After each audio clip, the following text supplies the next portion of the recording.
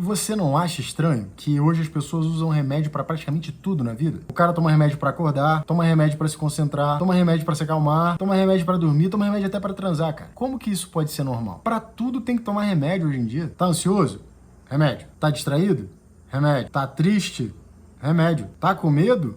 Remédio. A humanidade tá doente. Mas como, cara? Como foi que isso aconteceu? Eu fico pensando que antes a gente resolvia praticamente tudo com mel e limão e com a canja de galinha, né? Isso sem falar no própolis, porque própolis resolvia praticamente tudo, né? Ou pelo menos era isso que minha mãe achava. E aí, quando foi que a gente começou a ficar tão doente que a gente precisa de remédio para tudo na vida hoje? Aliás, será que precisa mesmo ou só uma coisa da nossa cabeça? Porque eu acho que, na verdade, as pessoas estão se drogando cada vez mais para não enfrentar o desagrado, sabe? Por exemplo, é ruim ficar ansioso, é ruim não conseguir se concentrar. Então o cara prefere pagar por um remédio que acabe com esse desagrado por ele. Ele quer pagar, tomar um remédio e ficar bem. Ele prefere essa mentira, ele prefere esse engano, essa muleta, essa pseudo-cura que não cura porra nenhuma. E que além de não resolver nada, deixa ele ainda mais fraco, mais dependente e mais doente ainda. Mas se pode ser verdade que algumas pessoas só estão fugindo do desassossego, daquilo que não agrada, do que incomoda, do que aflige, se é verdade que essas pessoas estão fugindo, silenciando aquele sinal de alerta que o próprio corpo está mandando para elas dizendo que tem alguma coisa errada, será possível que isso traga alguma vantagem para elas? Ou seja, será que ficar doente, estar doente, ser doente, frágil, incapaz, será que isso traz uma vantagem mais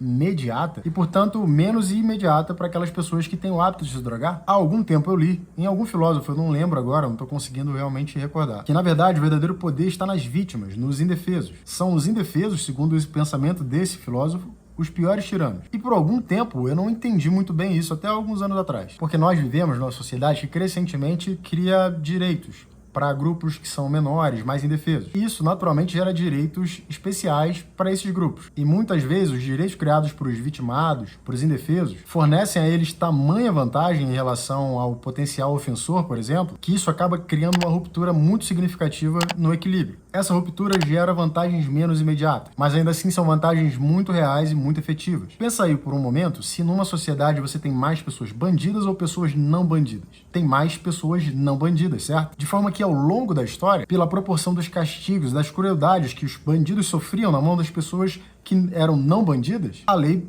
passou a fornecer direitos a eles, justamente com o objetivo de cessar esse tipo de crueldade. E esses direitos foram sendo aperfeiçoados de tal forma que hoje em dia criaram uma ruptura muito clara entre o que é correção e o que é crueldade. De forma que é pouco danoso atualmente cometer crimes. Em alguns lugares é até atrativo cometer o crime. Em outras palavras, as leis se tornaram tão protetivas em relação aos criminosos que se tornou relativamente vantajoso e até glamuroso cometer crimes. Ao invés, é claro, de você não cometê-lo. Voltando à ideia inicial, se você tem uma maioria de pessoas não bandidas e uma minoria de pessoas bandidas, e essas pessoas têm tamanho direito que acaba sendo atrativo para elas cometer crimes, você criou uma ruptura. Então será que não acontece a mesma coisa com essa espécie muito particular de doentes que a nossa sociedade tem criado de forma tão pródiga? Tomar remédio para tudo é um sintoma, talvez apenas o óbvio, o ululante, o claro sinal de que é possível que isso não seja totalmente danoso, porque para além da recompensa imediata, para além da anestesia barata, para além daquela porção de alívio instantâneo, ainda há mais do que isso, porque há a lida social, não é mesmo? Se você não toma um remedinho, talvez tenha alguma coisa errada com você. Você tá por fora, e dependendo do círculo de conversa, talvez você fique até sem assunto. E ainda tem mais do que isso, tem aquela competição velada, a patética disputa de quem é o mais fudido. Se o sujeito, por exemplo, tem TDAH, ansiedade ou síndrome da puta que o pariu, e você só tem insônia, você perdeu, você tá por baixo. No ranking dos pobrezinhos, dos adoecidos, você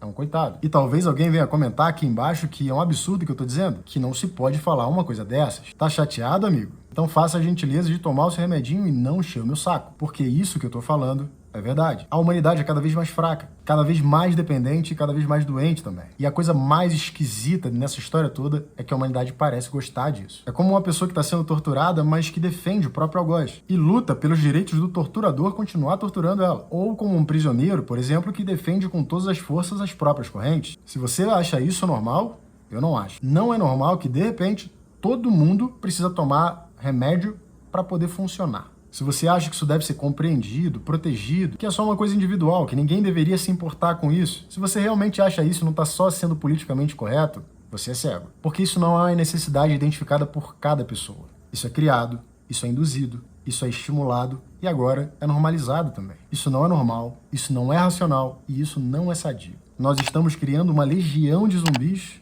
uma pílula de cada vez, uma gotinha de cada vez. E se você concorda, se inscreve nesse canal e deixa aí o seu comentário. A gente se vê no vídeo 145. Um abraço. e tchau, tchau.